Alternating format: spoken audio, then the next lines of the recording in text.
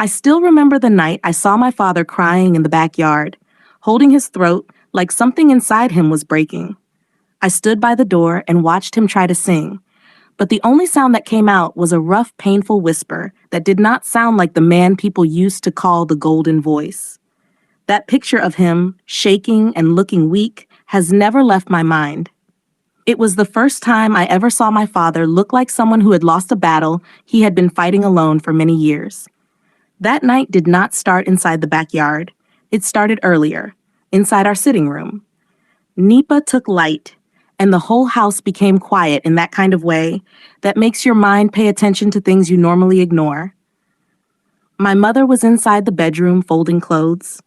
I was pressing my small phone. My father was sitting on his old wooden chair, the one that always makes a small sound whenever he stands up. He was staring at nothing. He liked to do that a lot. Just stare into space like he was listening to something the rest of us could not hear. But that night, something felt different. He stood up slowly, touched his neck, then walked outside without saying a word. I did not think too much about it at first. My father was a quiet man. He liked fresh air.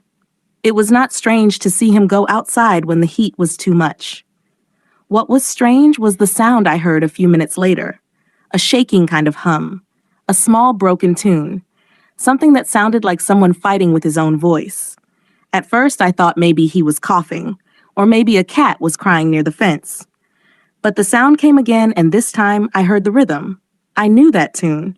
It was one of the songs from his old cassette tapes, the ones he always refused to talk about. My heart started beating fast as I walked to the back door. I pushed it open slowly so it would not make noise. Then I saw him. My father was standing under the mango tree, his back bent a little, his hand holding the wall like he needed support. His eyes were closed tight. His mouth moved like he was trying to sing with everything inside him, but what came out sounded painful. I had never seen him try to sing before. I had always known him as someone who said he used to be a singer, but he never sang in the house, not even small. That moment felt like I was entering a secret he had been hiding all my life. I did not call him immediately. I just watched. The moon was bright, so I could see the wet shine on his face. He was crying. My strong father, the man who never liked to show emotions, was crying because he could not sing. I felt something heavy inside my chest. I did not know if it was fear or shock or sadness. I only knew that the man I saw outside was not the father I grew up with. This was someone else, someone wounded. Before that night, I used to think fathers were like stones, strong and unshakable. But seeing him like that made me understand something new. Even stones crack when they carry too much for too long. I took one small step forward, and the dry leaves on the ground made a tiny sound. My father froze. He turned around slowly.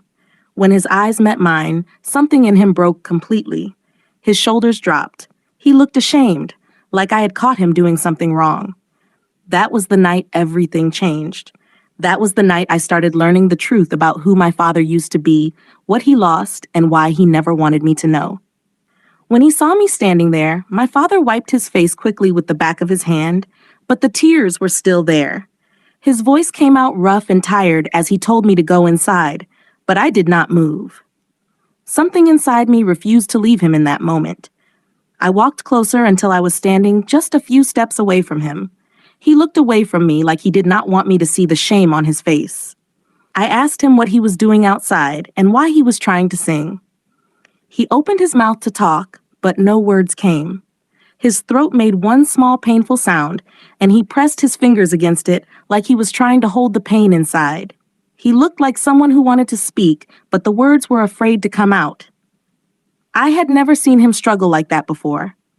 My father sat down slowly on the small cement block near the mango tree. I sat beside him. For a while, we did not say anything. The only sound was the night breeze moving through the leaves. I waited, hoping he would talk, because something told me this moment was important. Something told me that if he spoke, I would understand many things that never made sense before. After a long time, his voice came out small and shaky. He said it had been many years since he last tried to sing. He said he thought he had accepted his life, accepted that music was no longer for him. But tonight, something inside him pushed him to try again. He said he wanted to know if there was still any part of his old voice left, even if it was just a small sound. He said he wanted to feel like himself again, just for one moment. When he said that, I realized I did not know my father at all. I knew the quiet man who fixed things around the house. I knew the man who liked garden eggs and palm oil. I knew the man who always sat outside in the evening to watch people passing. But I did not know the man who missed his own voice. I did not know the man who once stood on stages and made crowds clap. I did not know the man who had a dream before he became my father. I asked him why he stopped singing for real. Not the short answers he used to give me before, but the full truth. He looked at me like he was deciding if I was ready to hear it. Then he sighed, and the sigh carried years of pain. He said his voice did not just disappear because of age. Something happened a long time ago. Something he had been hiding because it hurt too much to talk about. He said he did not want his pain to become my own. He said he wanted me to grow up without seeing him as someone who failed. Hearing him talk like that made my heart squeeze. I had never seen him look this tired. I had never seen him look this old. That night, I felt like the child in the house was no longer me. It was him. He looked like someone who needed strength, not someone who had plenty of it. When he finished talking, he stood up and told me he was going inside. He walked with slow steps, like his legs were carrying heavy secrets. I remained in the backyard alone, sitting on the same cement block, staring at the door he had just walked through. I knew the story was not finished. I knew he had only opened a small part of the truth. And I also knew that whatever he was hiding was something that would change everything I thought I knew about him. That night, I made up my mind. I was going to find out the full truth about my father's lost voice, no matter how painful it was. The next morning, I woke up with my mind full of questions. My father had already left the house before sunrise. He liked to do that sometimes, but that day felt different. It felt like he was running away from the conversation we started last night. I sat on my bed for a long time, thinking about the way his voice shook, the way he held his throat, the way he said something happened many years ago. I knew he was hiding a story bigger than anything I had ever imagined. When my mother came into the room to tell me breakfast was ready, I asked her where he went. She said he went to his mechanic friend's shop to help with something small. I knew that was just an excuse. My father always disappeared when something heavy was on his mind. I wanted to follow him, but I also knew I had to wait. If I pushed too much, he would close up again. The whole day felt slow. I tried to read. I tried to clean my room, but my mind kept returning to the picture of him crying under the mango tree. I kept hearing that small broken sound he made when he tried to sing. It hurt more than I expected. I thought fathers were strong in every way. I never imagined mine was carrying pain like this. When he finally came back home in the evening, he walked into the house quietly. He did not look at me. He did not greet anyone. He went straight to his room and closed the door. That was when I knew something was really wrong. My father was not the type to hide from his family. Something inside him was shaking, and I could feel it from the way he moved. Later that night, after my mother slept, I went to his door and knocked softly. He did not answer at first. Then I heard the small sound of his chair moving. He opened the door slowly. His eyes were red again, like he had been holding tears. I told him I needed to know the truth. I told him I was not a small child anymore. I told him I wanted to understand him, not judge him. He looked at me for a long time, like he was studying my face. Then he stepped aside and let me enter the room. His room smelled like old wood and dust from old books. On top of his wardrobe, I saw a rectangular box covered with cloth. He walked to it, removed the cloth, and carried it to the bed. When he opened it, I saw old cassette tapes, stage pictures, song lyrics written on brown paper, and a small, shiny award with his name on it. My heart beat fast because it felt like I was looking into a part of his life that had been locked for years. He picked up one of the pictures. It was him on a stage with a microphone in his hand. He was smiling wide. He looked young and full of life. He looked like a man who had the world in front of him.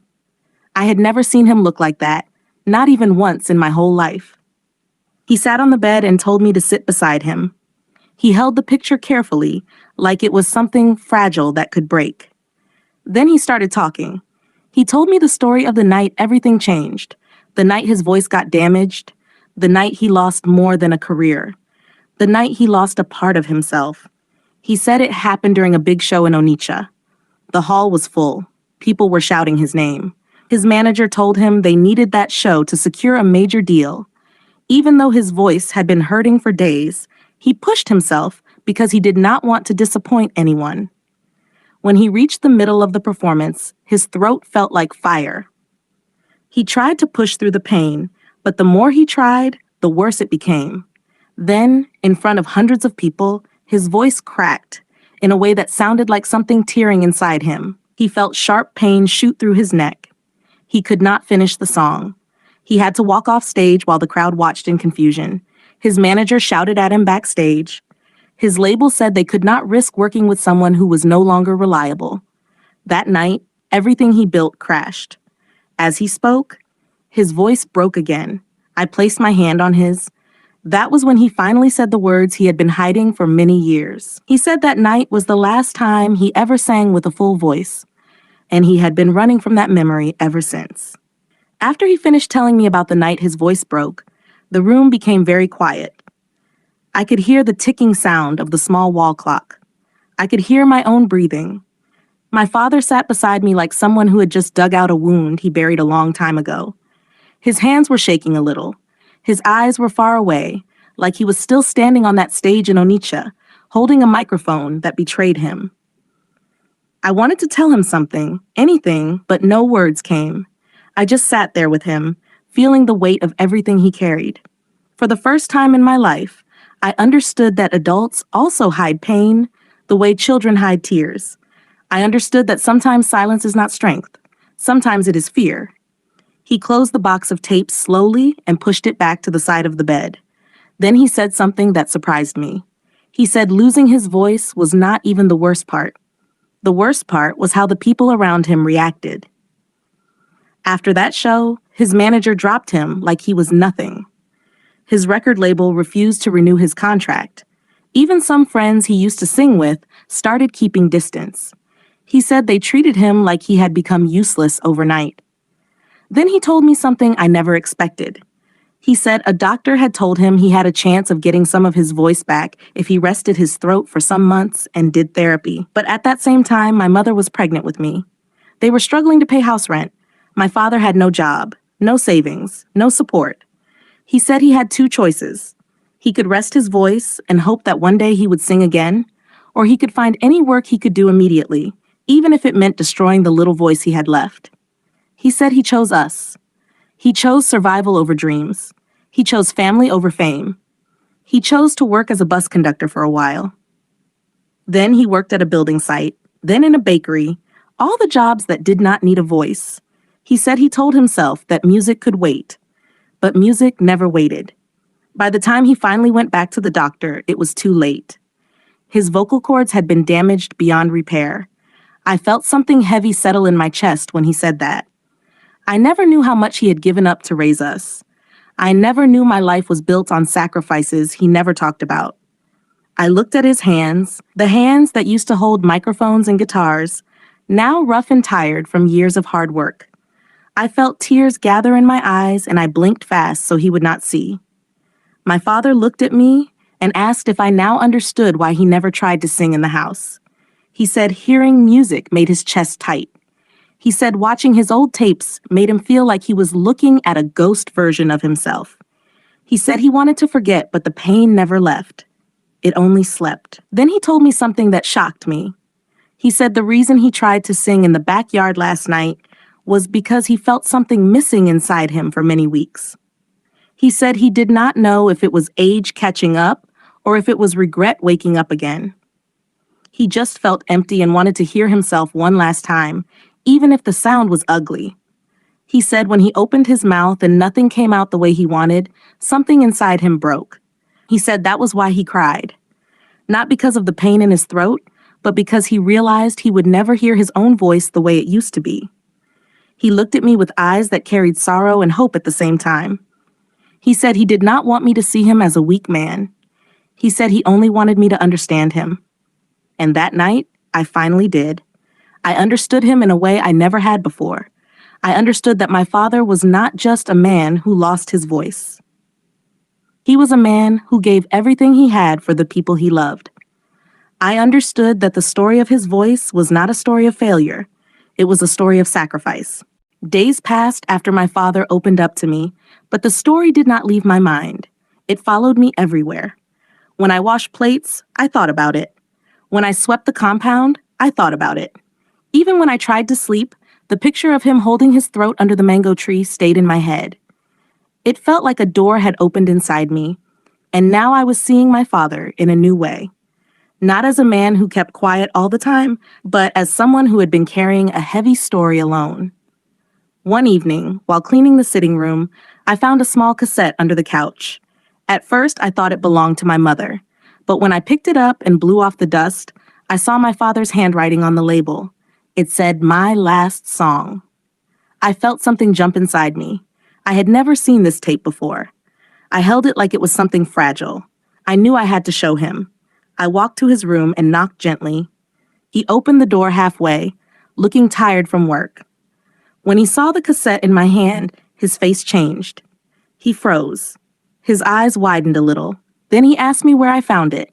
I told him. He took the tape slowly from me like he was afraid of it, like it was something that carried both joy and pain. He sat on the edge of his bed and stared at the cassette for a long time. Then he asked me to sit beside him. He said that tape was the last thing he recorded before his voice got damaged. He said he never finished the song and he never had the courage to listen to it again. He said the song carried feelings he could not explain. I asked him if we could listen to it together. He hesitated. His fingers shook as he held the tape. Then he nodded slowly. We went to the old cassette player in the sitting room. He placed the tape inside and pressed play. At first, there was a small crackling sound. Then his young voice came through the speaker. Strong, sweet, full of life. I felt goosebumps rise on my skin. I looked at him, and I saw his eyes filling with tears. The song was about hope, about fear, about dreams and responsibility, about a man trying to choose between his heart and his family. Halfway through, his young voice cracked a little. Then the sound stopped suddenly. The tape ended there. A life cut short, a dream cut short. My father covered his face with his hands. His shoulders shook. I moved close to him and held him. For the first time in my life, I felt like I was the one protecting him. When he finally lifted his face, he was crying openly. He said he thought he would die without anyone ever hearing that song.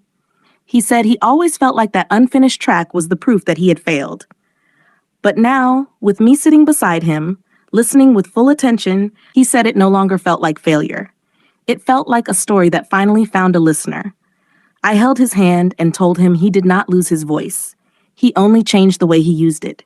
He used it to raise me, to keep our family standing, to work and protect us, to love us.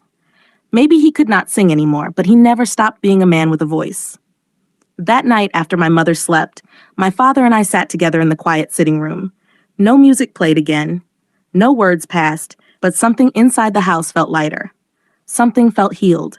And as the night breeze entered through the window, carrying the soft sound of leaves moving outside, I knew that I had just witnessed my father find peace with the part of himself he lost. His voice may have ended on a stage in Onitsha, but his song did not die. It lived inside him. And now it lived inside me too.